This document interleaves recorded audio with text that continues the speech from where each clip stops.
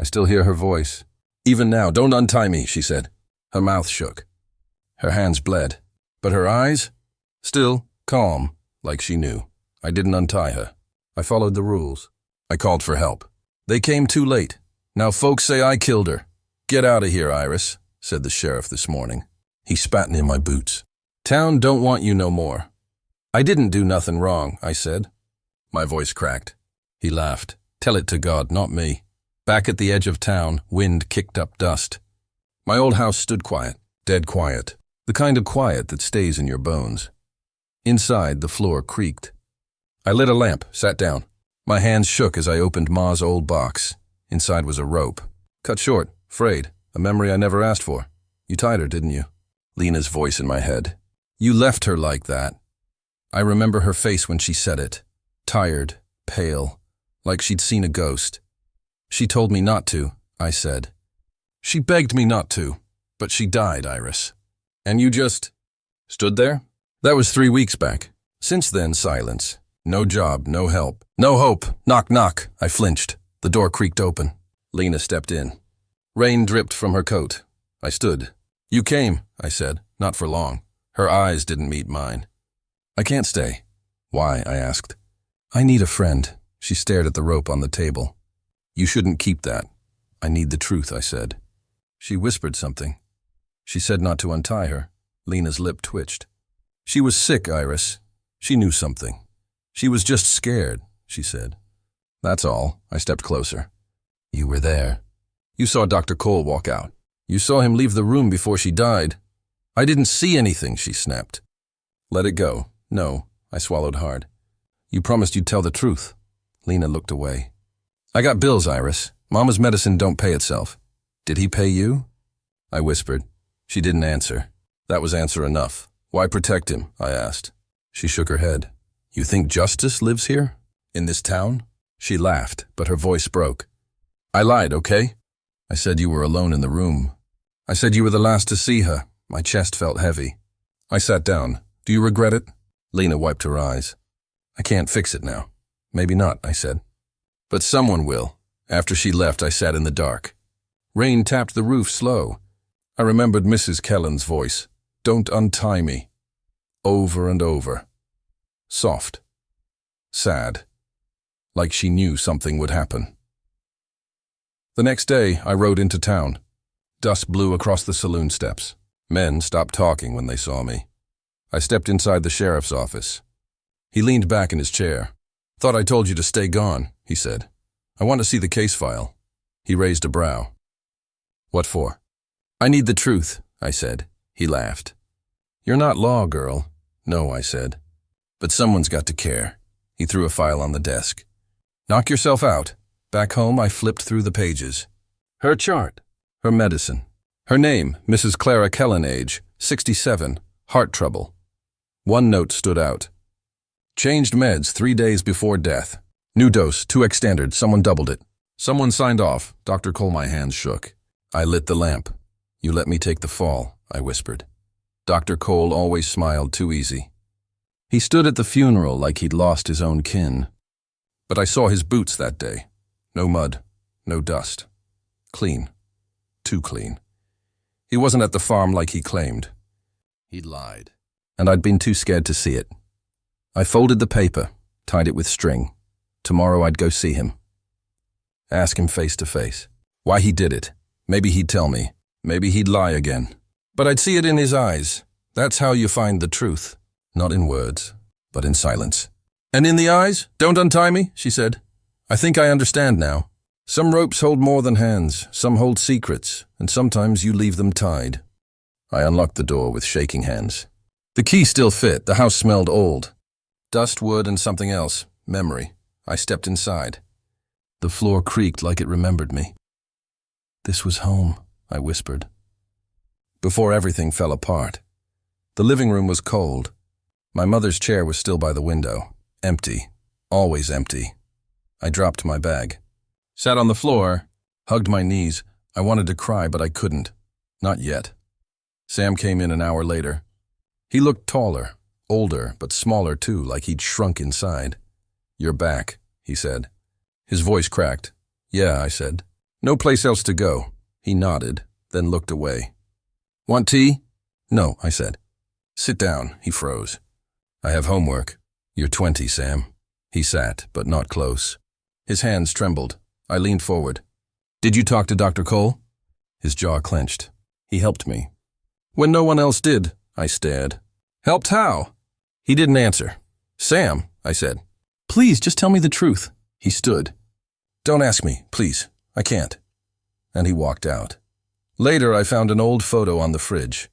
Me, Sam, Mom, smiling, back when we still believed in good people. That night, Lena came over. My best friend, or she used to be. She wore a new necklace. Gold with a small pearl, I remembered it. I once said I liked it. She said she couldn't afford it. Now it hung on her neck, shining like gilt. You look tired, she said. I feel tired, Iris. She sat across from me. You should move on, did you? I asked. She blinked. What do you mean? I pointed at the necklace. You couldn't buy that last year. Her hand flew to it. It was a gift. From who? She didn't answer. Was it him? I asked. No, she said. Too fast. I stared. You lied on the stand. She looked down. I had no choice. We all have choices. I needed money. Mom was sick, he said. He said if you helped him, he'd pay. She nodded, crying. I'm sorry. You let them destroy me. I thought he would stop once you were gone. I didn't know he'd hang someone. I snapped. She sobbed. I didn't know. I stood. Get out! Iris, get out! She left. It rained that night. Cold, slow rain tapping on the roof. I couldn't sleep. At 2 a.m. I heard it, paper sliding under my door. I sat up. My heart pounded. I opened the door. No one there, just the note, small, folded, written in red ink. Don't untie what can't be undone. My hands shook. I read it again. Don't untie. My breath caught. I closed the door, locked it. Then locked it again. I lay in bed. Couldn't sleep. I stared at the ceiling. Then I heard her voice. Soft. Kind. My mother. Iris, she said. Some things you can't heal. I tried, I whispered. I know. I helped everyone. I gave them everything. And they took everything. I closed my eyes. Felt her hand on my hair. You were never meant to fix the wrong wounds. I opened my eyes. The room was empty, but I believed she'd been there. Morning came. Gray light through the window. Sam made breakfast. Said nothing. I watched him. Wondered if he'd ever tell me the full truth. Maybe not. Maybe he was too afraid. But I wasn't. I took the note. Held it tight. I would find out who wrote it, and I would find out what it meant. Don't untie what can't be undone. That was the message. And somehow, I knew. It wasn't just about me. It was about her, Mrs. Kellen. And maybe, just maybe, about what they all did to her, and what they planned to do to me next. Iris Vale? A voice called. I turned. Detective Rowan stood at my gate. What do you want? I asked. Just to talk, he said. Few minutes. I didn't move. He waited. I opened the gate. Fine. We sat on the porch. The wood creaked under us. He looked at his hands. Some people are talking about your case. Too late, I said. They already killed me. He frowned. You're alive. Am I? I smiled. Feels like I was buried last year. Rowan cleared his throat. Someone said Mrs. Kellen wasn't alone that night. I looked at him. She wasn't. I was there. No, I mean, someone else. Before you came. My heart stopped for a second. Who? I can't say yet, he said. It's not solid. I stood up. Then don't come until it is. He stood too. Iris, I believe you. No, I said. You feel sorry for me. That's not the same. Rowan sighed. I'll let you know if I learn more. He left. I watched him go. His pity followed him like smoke. Later that day, I saw a crowd outside the town hall. Phones were up. People clapped. Dr. Cole stood on the steps, speaking to the press. Medical ethics, he said. We must protect truth. Truth. I felt sick. He smiled. Cameras loved him. So did the crowd. I wanted to scream. Instead, I walked away. I met Lena in the park that night. She waited on the bench. Her hands shook. "Thanks for coming," I said. She didn't look at me. "You said it was urgent." "It is," I said. "Tell me the truth." "What truth?" I stepped closer. "That night. The trial. Your lie." "I didn't lie," she whispered. "Lena," I said. "You said I left the room. You said you saw it." She bit her lip. "I had to." "Why?" I asked. "Tell me why you lied," she cried. "Because he knew about my mom's bills." "What?" "He paid them," she said. "But only if I helped him." My chest burned. "You helped him ruin me?" "I didn't know he'd go that far," she cried. "He said it was just to stop rumors." I laughed, but it came out dry. "He played you." "I'm sorry," she said. I was scared. "Of him?" I asked. She nodded. "And of being alone. I needed help." "You had me." She looked at me for the first time. "I know." I didn't cry. I couldn't. "I trusted you," I said. "Like a sister." "Iris, please." "No," I said. "You made a choice. Now I will too." "What are you going to do?" I didn't answer. I walked away. Back home, I stared at the mirror. My face looked the same, but I wasn't the same, not anymore. My mother's voice echoed in my head. "Truth is a sharp thing. Use it well." I opened my drawer. Inside, I found her old diary. I flipped through pages. Her words were soft, but full of pain. I saw him, the man in white. He smiled too much. I didn't trust him. My hands trembled. She was talking about Cole. He knew her too. He saw her before she died. I never knew that. I looked at the photo on the wall. Me, her, and Sam. Smiling. Gone now. I sat on the floor. A web. That's what it was. Cole spun it. Lena, Sam, the court, the lies. All part of it, and I was the fly. Not anymore. I picked up a pen, wrote 5 words on a blank page. This is my promise now. Someone will pay. For the blood, for the rope, for me. The rain stopped that morning, but my heart did not. The house smelled like dust and silence. I walked into my mother's old room. The door creaked. Her mirror was still there, covered by a gray cloth. I whispered, "I'm home, Mom." No answer. Just the ticking clock. I opened the drawer and found an old box wrapped in ribbon. Inside, her diary. My hands shook. I sat on the bed and began to read. He came again today. The man in white. He said he could help. He smiled too long. I read the words twice. My chest hurt. The man in white, Dr. Cole. "Mom," I said softly. "You knew him?" The words blurred. I closed the book and took a deep breath. Then I heard a voice from the doorway. "Iris? Are you okay?" It was Sam, my brother. "I'm fine," I said. "Just cleaning." He looked at the diary. "You found it?" "Yes." I watched his eyes flicker. "You knew it was here?" He looked down. "Maybe. She told me once not to open it. Why?" He shrugged. "Said it was for you." I touched the pages again. "She wrote about Dr. Cole." Sam froze. "What?" "She said he visited her before she died." He stepped back. "That can't be true. Why not?" "Because—" He stopped. "Because he said he didn't know her." "Of course he said that." My voice cracked. "He lies, that's what he does." Sam rubbed his neck. "Maybe you should stop digging." "Let it go," I laughed, bitter. "You sound like Lena. She just wants you safe." "Safe?" I said. "From truth?" He didn't answer. He left the room. I stared at the diary again. The pages smelled like dust and roses. Another line caught my eye. "Truth hides best in the hands of the loved." I whispered it again. "Truth hides best in the hands of the loved." It sounded like a warning. Or maybe a map. I walked to the mirror and pulled off the cloth. My reflection looked tired, pale. "You loved him, didn't you?" I asked my mother's ghost. And he used you too. The mirror didn't answer, but I felt her. I always did when I was near this room. The diary slipped from my hands. A folded note fell out. My mother's handwriting again. If I am gone, he is not innocent. My knees went weak. I sat on the floor, shaking. He killed her, I whispered. He killed you. The silence after that was heavy, like the room was listening. The phone buzzed. A message from Lena.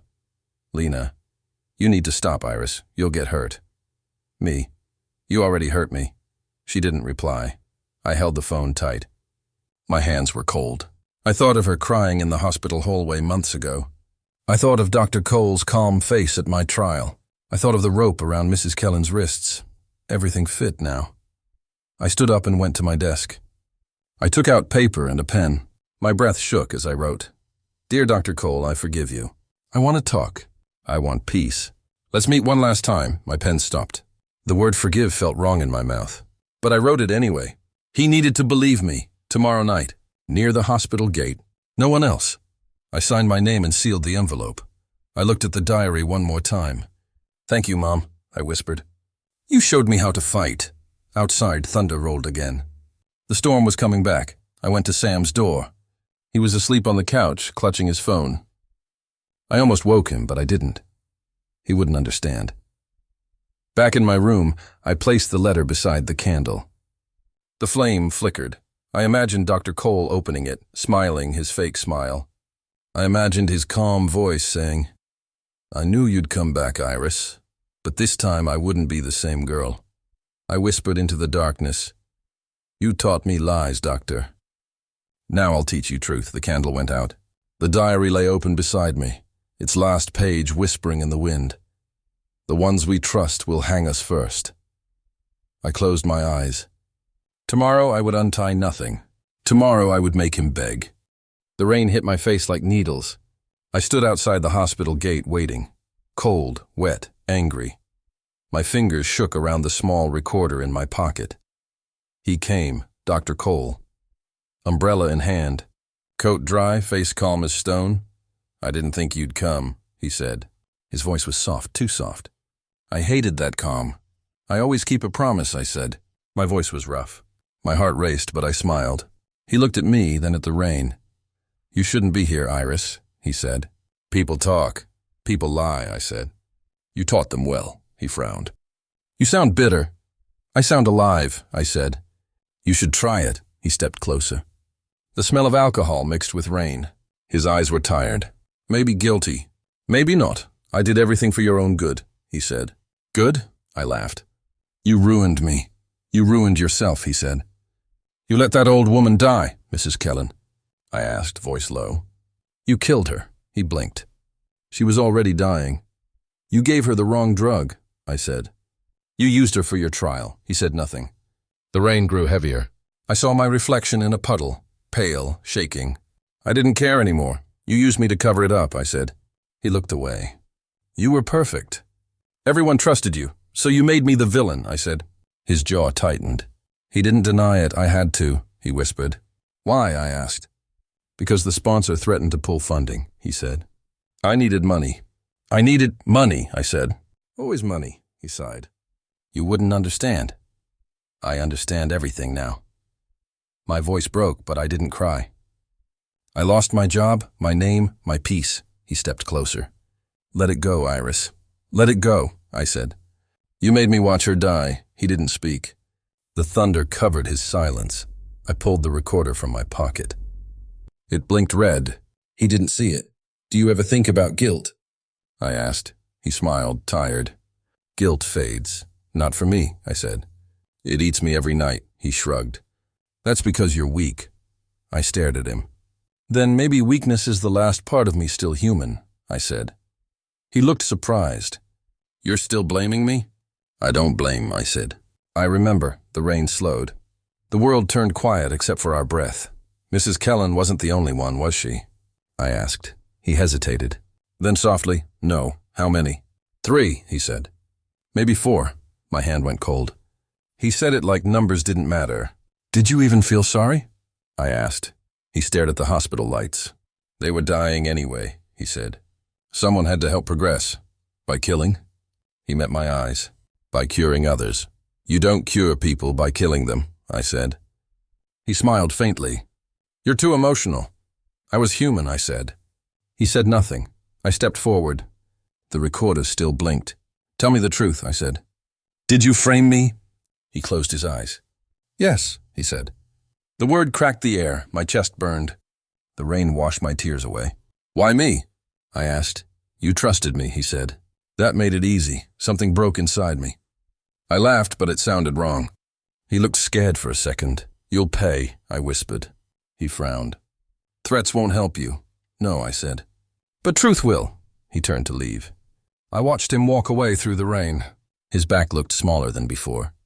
I should have felt peace. I didn't. Lightning flashed, showing his shadow on the wall. Long, twisted, almost like a noose. I thought of Mrs. Kellen's last words. Don't untie me. That night, I went home soaked to the bone. I sat by the window and replayed the recording. His voice filled the small room. Every word proof of his crimes. My hands still trembled, but my mind was clear. I sent the file to Nora Finch. She once called me crazy. Now she would know the truth. Before sleeping, I looked at my mother's old photo. I did it, Mom, I whispered. The rain whispered back, soft and endless. I didn't know what tomorrow would bring, but tonight, guilt was his to carry. The cell was cold. The walls didn't talk. But my thoughts screamed. They said I blackmailed him. They called me unstable, crazy, dangerous, broken. No one said I was right. I sat on the floor. The guard slammed the door. I counted each second. Why am I here? I asked. No one answered. Of course they didn't. I held my knees tight. It was the only thing left to hold. Hours passed. Maybe days. Time didn't knock. It just took. Then the door opened. Sam stood there, eyes red, shoulders low. He didn't look at me. You're allowed one visitor, the guard said. He left us alone. I stood slowly. Sam? He didn't speak. What did you do? I asked. He looked like a boy again. Not a man, not my brother. Just a scared kid with shaking hands. I took money, he whispered. I didn't move. I didn't blink. My heart didn't beat. I needed it, he said. For us, for food. For the house. He offered. He said he'd help. Sam finally looked up. I didn't know he'd do this to you. You gave him a weapon, I said. And he used it, my voice cracked. You let him hurt me. I thought I could fix it. His voice broke now. I was going to pay it back. I stepped back. You lied. I couldn't look at him. You let me burn. Iris, please. You didn't think about me. I turned my face. You thought about yourself. That's all. Sam fell to his knees. I'm sorry. The word meant nothing now. I'd heard it too much. I turned away. He left in silence. The guard closed the door again. Cold returned. That night, I remembered her, Mrs. Kellen, her voice. Don't untie me, she had said. Now I understood. Trust is the rope. It holds you. But it also strangles. She knew. She saw how people twist truth, how kindness becomes a noose. The next morning, Detective Rowan came. He sat outside the bars. I read the report, he said. They say you forced Cole into confession. I laughed. Did I force him to kill people too? I believe you, Rowan said. But belief doesn't change the law. So he walks? I stood. I rot and he walks? The court says there's not enough evidence. The tape might be tossed. My breath caught. My chest hurt. Then why am I still here? They think you're unstable. They say the letter proves you're dangerous. It was a warning, I shouted. A truth he ignored. Rowan rubbed his forehead. I'm trying. But he has power. Friends, lawyers. I sat again. So this is it? No, he said. Not yet. He slid something under the bars. A photo, me and my mom, before she died. We were smiling. Real smiles. She believed in you, he said. You're not alone, Iris. He left. And I cried. Not loud, not messy. Just a soft, steady stream. I let the tears fall on the photo. Like rain, that night I didn't sleep. I planned. I stopped waiting for others to save me. That was the lesson. No one comes. You save yourself. Or you don't. I waited one more day. Then I asked for paper. The guard gave me one sheet. One pen. I wrote a letter. To Nora Finch. The journalist who published the truth. I wrote only one line. The system has cracks. Let the rain find them. I folded the letter. Marked it urgent. Gave it to the guard. He didn't ask questions. The next morning, the world changed. The headlines burned. Hospital cover-up linked to Dr. Cole. New witness speaks out. Cole's charity fund exposed as bribe channel. Nora had found more. She printed names, details, lies. The city exploded. Anger, marches, truth. But it didn't fix me. I was still behind bars. Lena never came. She ran. Of course she did. Sam didn't return. He couldn't face me. Only the silence stayed. Then, another visit. This time, a lawyer. "Not mine, Miss Vale," she said. "You'll be released under conditions." "We're appealing the case," I just nodded. My voice was gone. 1 week later, I stood outside, free, but not healed. Rain fell again. The sky cried louder than I ever did. I looked up, then down. Then toward the old church. The hanging tree waited. "The place where it began. I'm not done," I whispered. "Not yet, because justice came slow. And I was done waiting." The rain started again before dawn. Cold, heavy drops hit my face as the prison van stopped near the courthouse. People were shouting outside. Angry voices, broken glass, chaos. I heard someone scream, "Free her!" "She told the truth." Then another voice yelled, "Hang her like she hanged him!" The guards panicked. One ran out to calm the crowd. The other turned his back for a moment. That was all I needed. I slipped out through the side door. My wrists were bleeding from the handcuffs, but I didn't care. I ran into the alley, my breath sharp in my throat. The rain hit me. I felt alive again, alive and guilty at the same time. My heart said one thing: find him, Dr. Cole, the man who ruined me, the man who smiled when I begged for mercy. I followed the road to the old church hill. My mother used to come here to pray when things got bad. She said the wind there carried truth. The hill was dark now, only thunder and the sound of wet leaves. When I reached the tree, I saw him. Cole was standing there in the rain, coat soaked, hair plastered to his forehead. He looked smaller than I remembered. Not a god anymore, just a man afraid to die. He saw me and froze. "Iris," he said softly. "You shouldn't be here," I laughed. The sound hurt my throat. "You said the same thing in court." "When you lied, I didn't lie," he whispered. "I tried to protect you." "Protect me?" I stepped closer. "You made me a killer. You made everyone think I killed that woman." "She was dying anyway," he said. His eyes darted around, searching for a way out. It was mercy. It was murder. I moved closer. The rope in my hand felt rough and heavy. I didn't even know when I'd picked it up. Maybe I found it near the van. Maybe it was fate. He stared at the rope. "What are you doing?" "I just want to talk," I said. "One last time. Iris, please, do you remember what Mrs. Kellen said before she died?" I asked. She said, "Don't untie me." You laughed. You said she was delusional. But maybe she wasn't. Maybe she saw you for what you are. He shook his head. "You're sick. You need help," I smiled. "That's what you always said when people stopped believing you." He took a step back. "You don't want to do this, don't I?" I lifted the rope. The wind howled through the branches. "You took my home, my name, my mother's peace. You took everything. Why shouldn't I take something back?" He tried to grab my arm. I pushed him away. He slipped on the mud and fell to his knees. "Please," he gasped. "I'll confess again. I'll tell them I did it. You already did." They didn't care. He looked up at me, eyes full of rain and fear. "Then what do you want from me?" "I want you to feel it," I said. "The fear, the silence, the truth." I tied the rope around the thick branch. My fingers shook. Every knot felt like another memory. My brother crying, Lena's lie, my mother's empty bed. He kept talking. "You're not a killer, Iris. You're better than this." I stopped and looked at him. "You made me this." For a moment, everything went quiet. Even the rain seemed to pause. I pulled him up, forcing the rope around his wrists. He didn't fight. He just cried. "I'm sorry," he said. "Please." "Don't untie me." The words hit me like a knife. They were hers, Mrs. Kellen's last words. I froze. My breath broke apart. "Say it again," I whispered. "Don't untie me," he said. His voice cracked. Something inside me shattered. I stepped back, shaking. I wanted to stop. I wanted to run.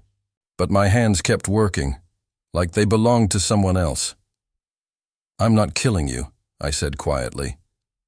"You'll live with this." He fell to his knees again, tied but breathing. I turned away. The world spun. My heart felt empty. As I walked down the hill, lightning flashed behind me. For a second, I saw his shadow hanging under the tree, still alive, still moving. I kept walking. I thought I was free. Hours later, I heard the sirens. Then the shouting. When I came back to the hill, the crowd was already there. People with phones, flashlights, police tape. Dr. Cole was hanging from the tree. His face was pale, his eyes open, dead. Someone screamed, "She did it! It's her!" I didn't run this time. I just stood there watching. The rain washed the blood from my wrists. Detective Rowan pushed through the crowd. His face was tight with anger and pity. "Iris," he said. "What did you do?" "I didn't kill him," I said softly. "He asked me not to untie him. You expect me to believe that?" I nodded. "Believe what you want. The truth doesn't care anymore." He looked away. "They'll never let you go now." "I know." He reached for my arm, but I stepped back. "Don't touch me," I said. "Not yet." The wind moved through the tree branches again, a low whisper that sounded almost human. "Don't untie me." For a moment, I thought I saw my mother standing by the trunk, her hands clasped, her eyes full of peace. I smiled through the rain. "It's over," I told her. Then I turned to Rowan. "Take me back." He didn't speak. He just nodded, guiding me toward the car. As we drove away, I looked out the window. The tree grew smaller, swallowed by the storm. I whispered the last words I'd ever say to that place. "Justice doesn't need mercy." And the rain answered like applause against the glass. I woke up to the sound of boots. They were coming for me. No alarm. No warning. Just the soft sound of keys and shoes and silence. The guard opened the door. His eyes didn't meet mine. "It's time," he said. I stood up. My knees didn't shake. My voice didn't crack. I just asked, "Did they read it?" He hesitated. "Yeah, everyone read it." He meant Nora's article. The one with my name in every headline, "The Doctor Who Played God." Not my story. Not really. But enough of the truth made it out. I walked down the hallway. The walls looked the same, dirty, cold. But I wasn't cold anymore. They watched me through the glass. Some looked sad. Some looked empty. No one smiled. I didn't need their smiles. Did he suffer? I asked the guard beside me. "Who? Dr. Cole?" He looked straight ahead. They said, "He didn't scream." I nodded. "That sounds like him." The hall opened to the chamber. It was smaller than I imagined. Too clean. There was a priest waiting. "I knew him, Father Marlowe," I said. He stepped closer. "Iris, I'm not sorry," I said. "I know." He held up a small wooden cross. "I didn't take it. My mother believed in you," I said. "But she still died." "I remember her," he said. "She was kind." "So are you," I laughed once, quietly. "No, Father, I was kind." Then they made me something else. He lowered the cross. "I hope you find peace." I turned away. I didn't need peace. I needed silence. They strapped my hands. Leather, not rope. Funny. I always imagined rope. The room fell quiet. "Do you want to say anything?" Someone asked. "Yes," I said. My voice was calm. I looked at the guard beside me. The one who had brought me here, he looked young. His face was pale. I leaned closer. "Don't untie me," I whispered. His eyes widened. He didn't answer. I smiled. The same words. The same fear. The circle was closing. I closed my eyes. I thought of rain. I thought of Sam crying at my door. I thought of Lena shaking as she gave me back the necklace. I thought of my mother, holding my face, saying I was meant for more. I thought of Mrs. Kellen, tied to her bed, begging. I opened my eyes again. A light above me flickered. It wasn't heaven. It was just a light. But it was warm. The strap on my wrist tightened. I didn't flinch. I had already died once. This was just the second half. May God have mercy. "No," I said. "Let him watch." Someone pulled the lever. There was no sound but air.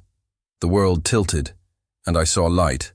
Not white, not gold, just soft. Like my mother's hands on my hair, and then nothing, just stillness, just me. They said I had 10 minutes. That's all. 10 minutes to write anything I wanted. So I wrote this. If someone is reading this, then I am gone. Not escaped. Not saved. Just gone. It rained this morning. I could hear it on the roof. Light drops. Like fingers tapping. I closed my eyes and listened. I thought of my mother. Her voice. Her hands brushing my hair back. She used to say, "Rain washes pain, but it leaves a mark." She was right. They will say many things about me. Some true, most not. But I want one thing clear, I did not lie. Not once. Yes, I made people afraid. Yes, I made someone die. But the truth was never safe. They made it that way. They buried it with kind smiles and cold hands. Dr. Cole is dead. And I did not kill him. But I tied the rope. I let him beg. I turned away. That was enough. He said, "Don't untie me." I heard it again and again in my dreams. Just like Mrs. Kellen, I think that's what this was all about. Ties. Invisible ones. Ties of trust. Ties of lies. I tied myself to people who broke me. I held on too long. Sam, my brother. He cried when they arrested me again. He said, "I never meant to hurt you." But he did. I forgave him. Not because he deserved it, but because I needed to. Hate burns too long. Lena, she never visited, but she sent flowers. White ones. They made me angry. White is not peace. Not to me, still I hope she finds peace. Wherever she ran, and Detective Rowan, he came the day before. Didn't speak at first. Just sat there. Then he said, "You were right." I just came too late. I smiled. For him. He meant well. He always did. He left a small book. My mother's diary. He found it at the hospital near the burned files. He said, "I thought it should go with you." I held it all night. Didn't sleep. So much inside it.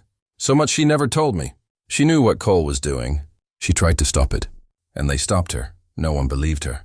Just like me. Funny how that works. The hospital is gone now. Shut down. Boarded windows. Moss on the bricks. They called it the House of Mercy. But no mercy lived there.